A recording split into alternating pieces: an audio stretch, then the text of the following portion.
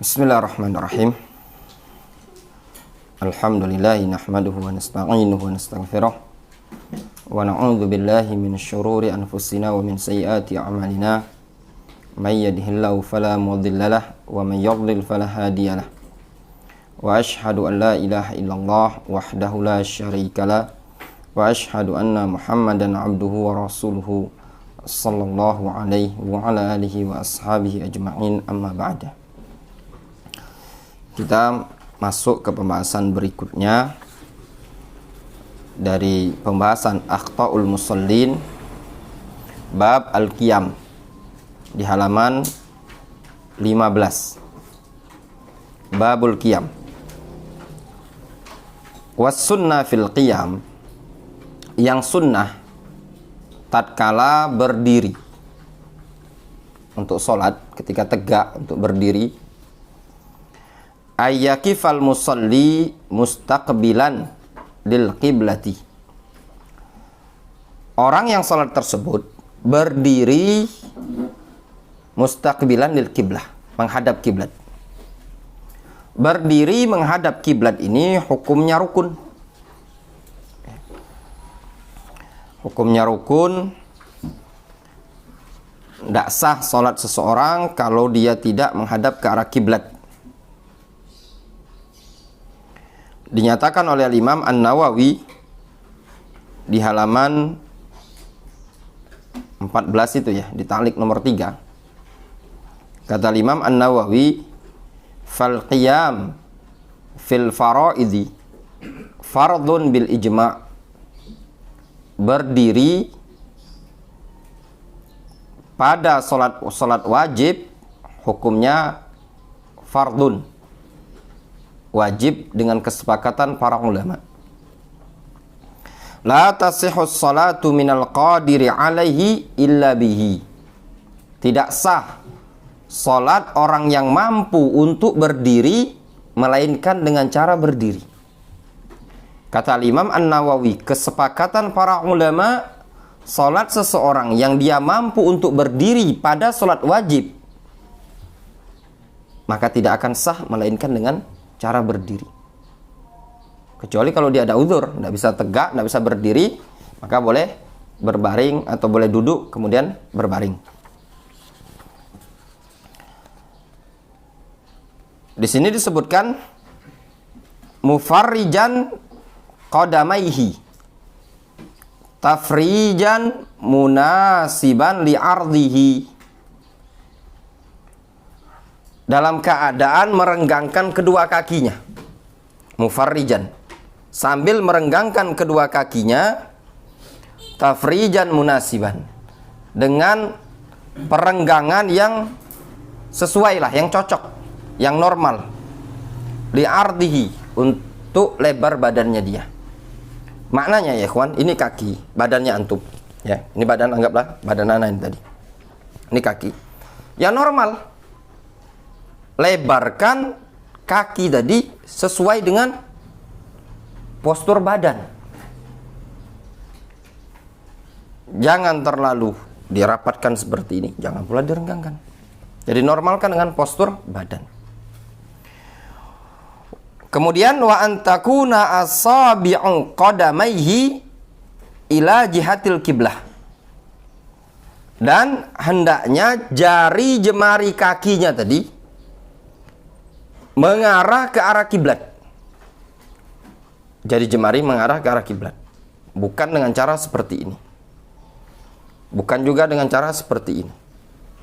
Kadang ada orang kalau di sholat ini anggap kaki ya, kaki ya. Kadang ada yang sholat tuh cek nih, ya benar. Kadang ya, kalau yang sini jarang ya, itu tadi seringnya gini kan. Nah, berarti kan jari jemarinya bukan ke arah kiblat, nyamping dia kan. Difahami? Nah, seperti ini keliru. Hadap ke arah kiblat. Seluruh kondisi, baik kondisi sujud, kondisi ruku, ataupun berdiri, jari jemari menghadap ke arah kiblat. Di sini disebutkan wa min akhta'il musallin fil qiyam, Dan termasuk bentuk kesalahan-kesalahan orang yang sholat tatkala dia berdiri adalah sebagai berikut. Yang pertama,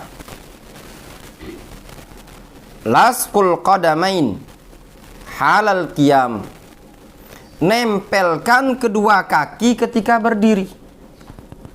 Gini dia. Jadi bukan direnggangkan seperti ini sama dia, tapi ditempelkan seperti ini. Tergambar antum. Sehingga kalau dia tegak tadi, gini kaki. Gini misalkan. Jadi kakinya nempel yang di bawah. Difahami? Nempelkan seperti ini itu termasuk kesalahan. Sawaun fi haqqir rajuli awil mar'ah. Baik laki-laki ataupun perempuan. Tatkala dia menempelkan kaki dua-duanya itu termasuk kekeliruan. Yang kedua, tafrijus syadid bainal qadamain. Kesalahan yang kedua adalah merenggangkan yang sangat sekali antara kedua kakinya. Istilah kita tuh, bahasa dusun kami tuh ngengkeng atau apa? Ngangkang gitu tadi kan. Tercekak bahasa kami itu, nah, renggang kakinya sampai mungkin ini postur badannya renggangnya sampai segini. Sawaun fi haqqil munfarid awil imami awil makmum, baik pada posisi sebagai orang yang munfarid ataupun bagi imam ataupun bagi makmum, jangan direnggangkan sekali, tekang-engkang kaki. Kesalahan yang ketiga, al-ittija bi asabi'il qadamain ila jihatil kharij. Mengarahkan jari jemari kaki tadi ke arah luar. Nah, gini. Ini yang sering terjadi ketika sholat. Kakinya tadi diarahkan seperti ini. Nah, jadi gini dia kakinya. Kemudian yang keempat, kesalahan yang keempat, al-ittija bi asabi'il qadamain ila jihatid dakhil. Nah, yang keempat ini dia mengarahkan jari jemari kakinya jadi ke arah dalam. Bihujjah, dengan alasan annahu yuridu ilsaqa ka'baihi bi ka'bai sahibaihi fil shaf. Dengan alasan, dengan hujjah, dia ingin menempelkan kedua mata kakinya tadi dengan kedua mata kaki temannya di tengah-tengah shaf. Faham gambaran? Terkadang ketika gini, ini juga kesalahan, ya. Kesalahan. Karena kan tidak menghadap ke arah kiblat. Tidak pula terlalu dalam seperti ini. Nah, alasannya apa? Supaya nempel kan. Ya enggak? Angkat dikit. Nah, supaya nempel gini, akhirnya dia gini. Di antara bentuk kesalahannya kan. Kenapa? Ini kan masuk ke dalam. Tidak menghadap ke arah kiblat. Kan kiblat tadi sana, lurus gini. Nah, dia nempel gini. Ini namanya terlalu takalluf. Dia memahami untuk nempelkan kedua mata kaki tadi. Akhirnya terjadi seperti ini.